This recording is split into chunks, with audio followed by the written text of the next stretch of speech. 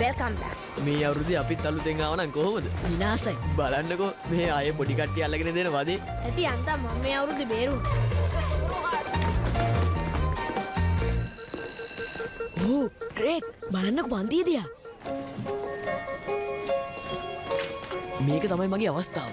කොහොම හරි හෝලි ළඟින් වාඩි වෙන්න ඕනේ. එතකොට මට වැඩ පෙන්නන්න අවුරුද්දක්ම තියෙනවනේ. ඒව හරියන්නේ නැහැ ග්‍රේග් හැෆ්ලි. මේක මං අල්ලගත්ත පුටුව. ඔයාගේ වෙන්නේ කොහොමද? මන්නේ මුලින්ම ආවේ. මේක මගේ පුටුව. යනවා. දන්නවනේ ඔයාට වඩා මම හයියයි කියලා. ආයෙත් සැරේ මොකෙන් ගුටි කන්න හදන්න එපා. එදා හිමුනේ මම ලෙඩ වෙලා හිටපු හින්දා. ඒ විතර නෙමෙයි මගේ ඇහි රොන්නකුත් තිබ්බා.